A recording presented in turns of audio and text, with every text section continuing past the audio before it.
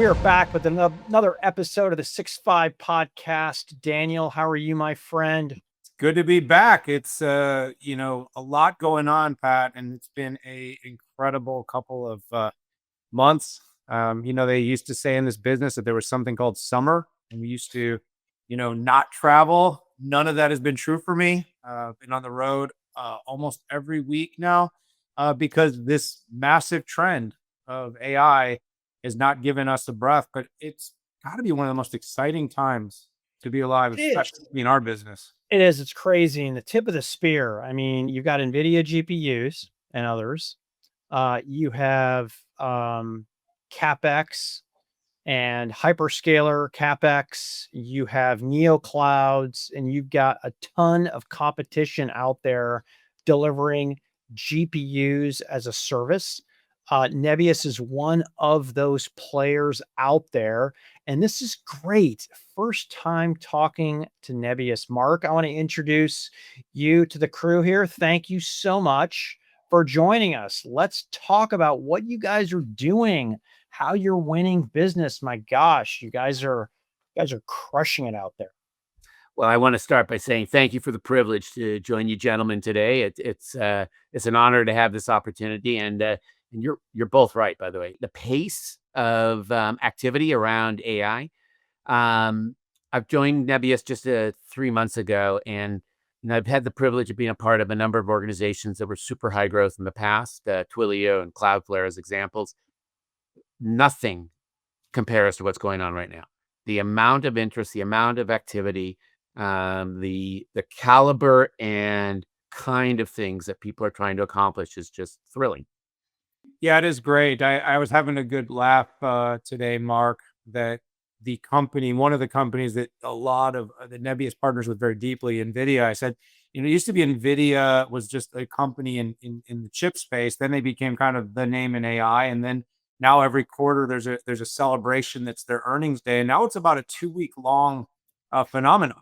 I said, I've had, like, Pat and I have been fielding media and press calls now for 2 weeks. And of course, Nebius itself has become quite the celebrated name. We're both very avid across media. We both follow X, the Fin Twit, I call it, community. And in your new 3-month in digs there, Marc, that company has a passionate fan base. There's a lot of people out there rooting for you, and it's been really incredible to see this. The cloud 2.0, as I like to call it. There was the CPU era of clouds, and now we're in the GPU era of clouds, and people are definitely attaching to the Nebius story. But let's talk about the background a little bit. Let's go a little bit into history. So Nebius came from Yandex. I don't know if you want to share a little more about that when you answer the rest of this question, which had a lot of really great engineering work. Talk a little bit about how that has influenced the approach, because I think it's important that everyone understands not all neo clouds are the same. I think there's this idea that it's just access to Nvidia GPUs and or AMD or something. It's like there's so much more, and I think that's why Nebius's story is taken off. Is people are seeing that it's really doing a lot more than just offering capacity. It is really a unique origin story. I have to tell you, the team here is extraordinary. Super gritty, scrappy, highly innovative. Okay. This is a group of hundreds of engineers that have worked together for a long time.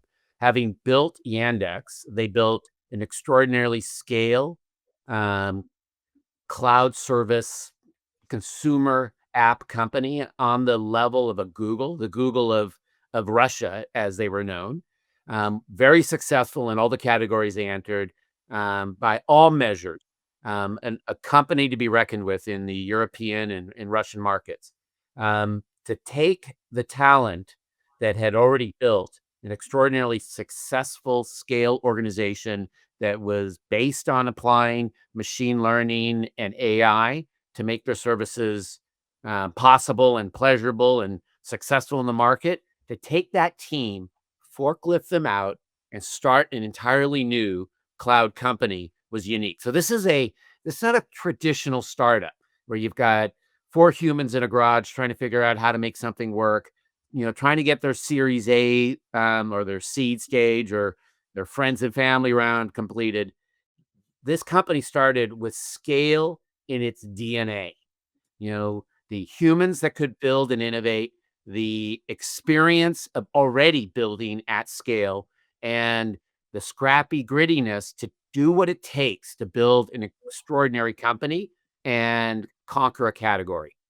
Now, you did bring up the critical question regarding neoclouds, and boy, we can go on for a long time about this.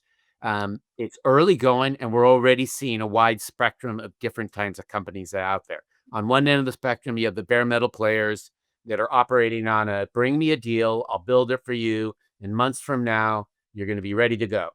On the other end of the spectrum, there are the companies like Nebius that are coming with a full stack offering with a strong point of view and opinion about the kinds of users that we want to service. We want to be able to give an ML engineer all of the capabilities they need to imagine, build, and scale their apps. Very excited, because I was going to ask you, AWS is 19 years old and Azure is 15 years old. How is it possible that a new platform like Nebius can emerge on the scene and be successful? Well, those are amazing and extraordinarily valuable platforms that people have built great things on. Hyperscalers make money by building things at scale. I mean, hence the name hyperscalers. They want things to be cookie cutter and uniform. They incorporate AI as one of the things you can use their platform for. We are specifically focused on delivering AI capabilities to AI engineers and AI companies.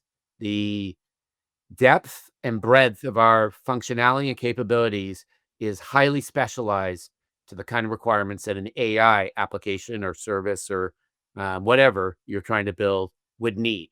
So very different type of experience compared to the hyperscalers. In some respects, you can say that the hyperscalers' mission is to commoditize things. Our mission is to specialize and continually deliver innovation that matches or surpasses the demands of the market. So we're diverging in some respects. In the fullness of time, I think in many respects, you can think of us as the next generation of hyperscalers that are going to be GPU based. Think of us as the neoscalers. I do think, though, as we sort of look at how proud we and, when we're in the lab and evaluating these things, I sort of, when I asked you the question, Mark, I called it the GPU era. One of the things I said is there was a complete re-rating of clouds that happened when we flipped the switch. The biggest cloud provider in CPU era did not necessarily immediately or has not necessarily become the most successful AI hyperscaler in the GPU era. And of course, it has brought this inflection that has opened the door. Enterprises, for instance, are a good reason why I think this might happen. And so I would like to ask you about this. I mean, for us to all adopt an LLM, it's not a hard thing, right? You build it into your app on your phone. You use ChatGPT, Perplexity, Google. Gemini sits inside of our mail tools or inside of search, and it gives you AI responses. But like doing it for business is hard. Incorporating a mix of private and sensitive data, compliant requirements, governance. Of course, you have all kinds of business applications running your business, and then you have all kinds of data and logic that sits off, at the edge on devices. I mean, you have to be thinking a lot about these challenges. So as enterprise AI becomes more of the thing, like what are some of the things that are indicative to you that enterprises are more ready? Because as we see it, it's still very early innings for enterprise adoption. Great question. And actually, I think it's the big question, right? Because if you look at total tech spend, right, 2/3 of tech spend is by enterprises, and it's no surprise that the AWSs and the Azures spend a lot of time focusing on enterprise success because that's where all the upside is. The AI, the demands that the enterprise has of AI are going to take time to fully satisfy.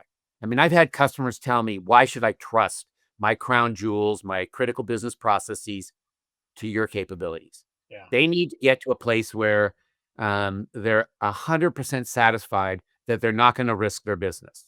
Okay. And that's going to take time. And what I'm talking about there is the full scale implementation of AI enabling capabilities across all the business functions in an organization. At this stage, it's very focused in extremely high value creating use cases. So think of things like high frequency trading, that has been utilizing high performance computing for a long time. Now they're actually looking at how do we apply this stuff to the next generation of their models to be able to outperform the markets, et cetera. Or think about pharma that's doing drug discovery. Drug discovery is costly and complicated. If you can digitally twin the lab and run simultaneously 1,000 permutations of some drug discovery process, you accelerate and cut the cost of the drug discovery process. So very focused, high value enterprise applications already taking place. I think over the next several years, you'll see that expand out. As confidence and trust is built, we'll be able to reach into all the different pockets of enterprises where there's opportunity to help them to be more efficient, also help them to innovate the offerings that they have to the market, their consumers, et cetera. Yeah. So Mark, it's interesting, if it's not Sam Altman talking about melting GPUs, and I forget which exact date was it, but nuclear reactors became green. A lot of the hyperscalers and even Apple said, "Hey, these are all green now." And then you've got hyperscalers firing up 3 Mile Island again. Um, it takes a lot of energy to drive these amazing AI use cases. And one of the things as it relates to sustainability in AI, is that an oxymoron? I don't think so. Is PUE, so power usage effectiveness, is a metric that has been in place for a long time. You actually have Nebius has a very refined, a different way to equate or pull together the different variables for sustainability. Can you walk us through that? It's more than PUE. Well, first of all, something that I mentioned earlier in terms of the unique characteristic of this team. They have been building scale data centers for a long time. So they've been building their own racks, their own power systems, their own cooling systems. They've been designing, speccing their own machines for a long time. We're an OEM, by the way, of Nvidia because of that. We build from the ground floor up. So the opportunity, yes, you're right, is to make sure that we're optimizing power usage, but we go beyond that. We're trying to figure out how to optimize our unit economics, power of which is one of the inputs.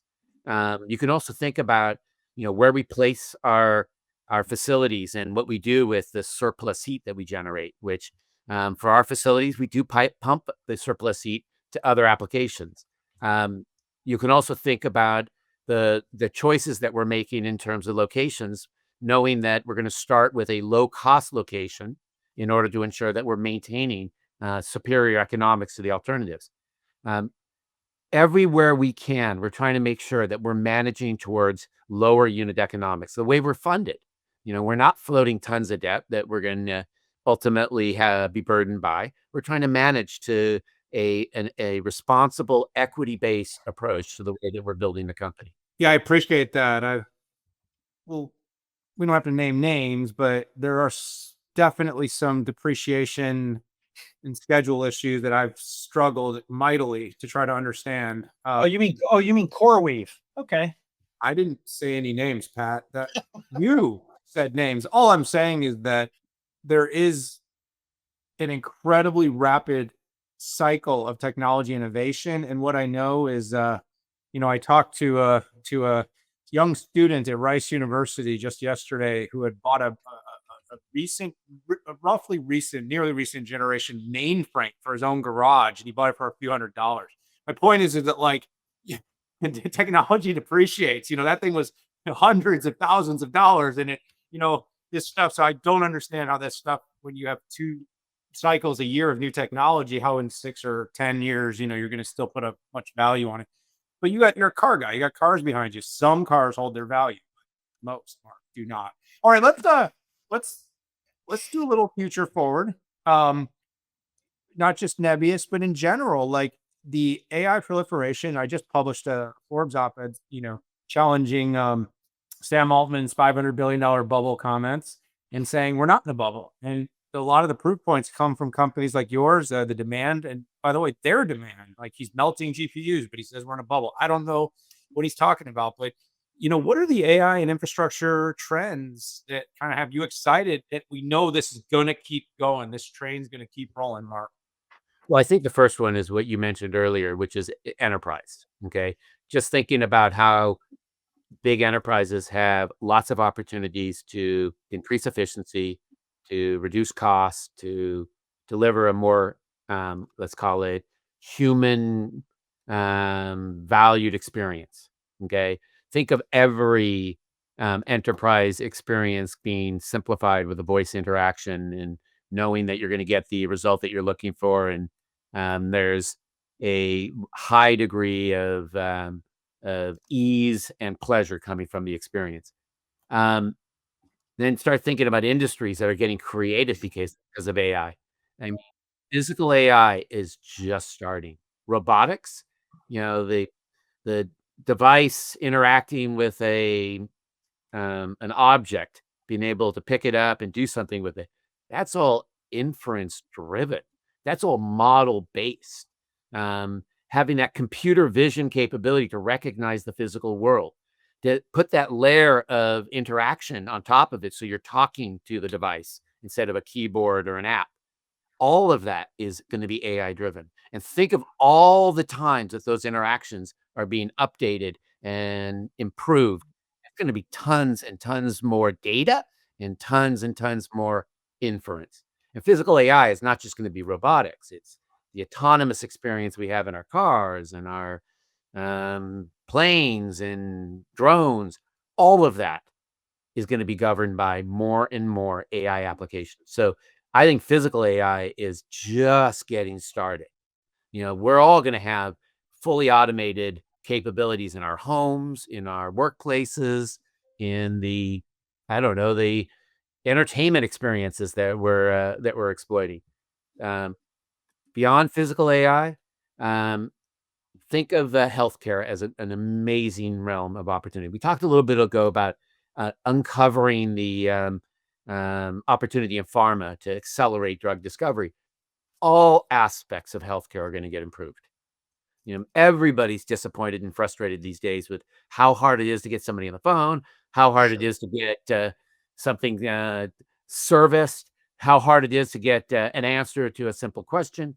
All of that's going to get enhanced with AI.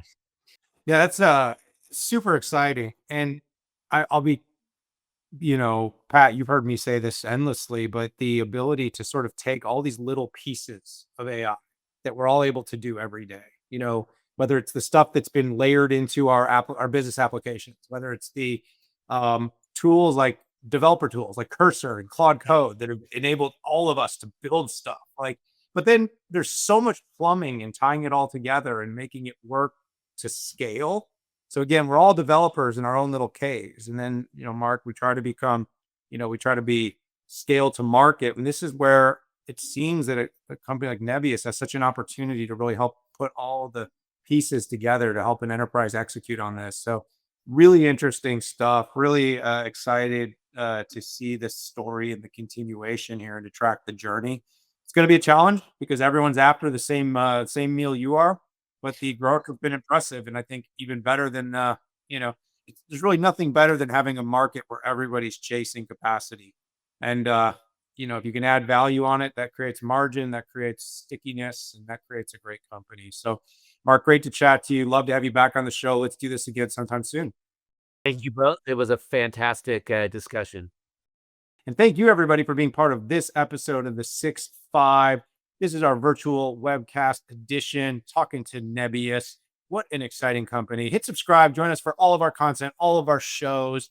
Patrick and I speak to so many great executives. We are following and tracking the trends of technology. But for this episode, for this show, it's time to say goodbye.